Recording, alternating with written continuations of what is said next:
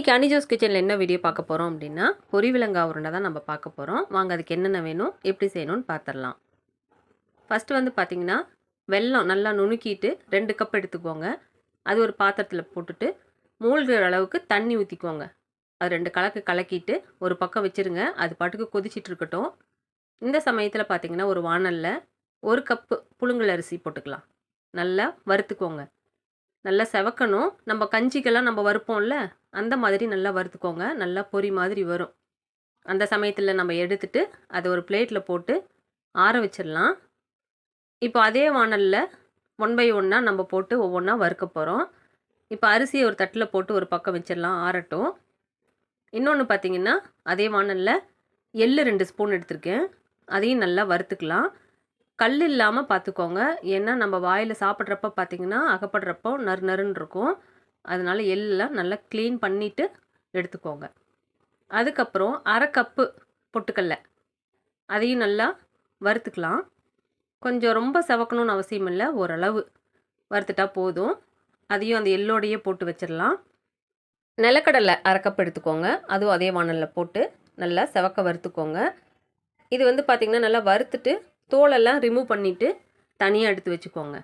அதுக்கப்புறம் இன்னொரு வாணலில் பாசிப்பருப்பு 1/2 கப் எடுத்துக்கோங்க. இதில் வந்து நீங்கள் பச்சை பயிர் கூட போட்டுக்கலாம், தப்பு இல்லை. நல்லா செவக்க வறுத்துக்கணும். இது வந்து நல்லா செவக்க வறுக்கிறப்ப பார்த்திங்கன்னா நல்லா மணமாகவும் நல்ல டேஸ்ட்டாகவும் இருக்கும். இது நல்லா கொஞ்சம் செவக்க வறுத்து தனியாக எடுத்து வச்சுருங்க. இப்போ அரிசி தனியாகவும் பாசிப்பருப்பு தனியாகவும் பவுட்ரு பண்ணி எடுத்து ரெடியாக வச்சுக்கோங்க. அடுத்தது வாணலில் நெய் கொஞ்சம் 2 ஸ்பூன் விட்டுக்கோங்க. அதில் வந்துட்டு தேங்காய் சின்ன சின்னதாக கட் பண்ணி அதில் ஆட் பண்ணிடுங்க. நல்லா செவக்கட்டும். நல்லா வறுத்ததுக்கப்புறமா நம்ம அரிசி மாவு 1 கப்பு அதில் போட்டுருங்க. அதுக்கப்புறம் பாசிப்பருப்பு வறுத்தோம் இல்லையா, வறுத்து பொடி பண்ணோம்ல, அதுவும் 1 கப்பு போட்டுருங்க. அதாவது நம்ம எவ்வளோ எடுத்துக்கிட்டோமோ அதை பவுட்ரு பண்ணி அந்த அளவு அப்படியே இதில் கொட்டிடுங்க. இது கூட பொட்டுக்கடலை, நிலக்கடலை, எள்ளு வறுத்தோம்ல, அதையும் இதிலையே போட்டுருங்க. போட்டுட்டு நல்லா கிளறிக்கோங்க. இந்த சமயத்தில் பார்த்திங்கன்னா நம்ம வெல்லம் தனியாக கொதிக்க வச்சோம் இல்லையா, அது வந்து நல்ல இந்த எந்த பதம் அப்படின்னா தண்ணியில் நம்ம ஊற்றணும் அப்படின்னா நல்லா உருண்டுக்கிட்டு வரணும். அந்த பதத்துக்கு இருக்கணும். அப்போ தான் பார்த்திங்கன்னா கீழே போட்டால் பட்டுன்னுக்கணும். அந்த மாதிரி சத்தம் வந்துச்சு அப்படின்னா தான் இது கரெக்டான பதம். இப்போ அந்த கிளறோம் இல்லையா, அதுலேயே பார்த்திங்கன்னா இந்த வெல்லத்தை ஃபில்ட்ரு பண்ணி ஊற்றிடுங்க. ஊற்றிட்டு நல்லா கிளறிக்கோங்க. தேவைப்பட்டுச்சு அப்படின்னா நெய் கொஞ்சம் நம்ம ஆட் பண்ணிக்கலாம். நெய் ஆட் பண்ணிங்க அப்படின்னா டேஸ்ட் இன்னும் நல்லாயிருக்கும். இப்போ பாருங்களேன், இப்போவே கொஞ்சம் இறுக ஆரம்பிச்சிருச்சு. இந்த சமயத்தில் கொஞ்சமாக நெய் விட்டு நல்லா கிளறிக்கலாம்.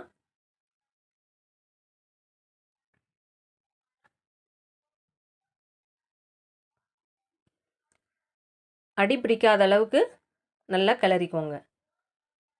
கொஞ்சம் ஏமாந்துட்டோம் அப்படின்னா அடி பிடிச்சிரும். நம்மளாம் இது சின்ன வயசில் சாப்பிட்ருப்போம். ஆனால் நம்ம பிள்ளைங்கள்லாம் இதெல்லாம் சாப்பிட்ருப்பாங்களான்னு என்னென்னு தெரியாது. நம்ம பிள்ளைங்களுக்கு நம்ம செஞ்சு கொடுத்தா தானே. அதனால் நம்மளும் இதே போல் ட்ரை பண்ணி பார்க்கணும். கொஞ்சம் கொஞ்சமாக ட்ரை பண்ணி அவங்களுக்கு கொடுத்தோம் அப்படின்னா அவங்களும் சந்தோஷமாக சாப்பிடுவாங்க.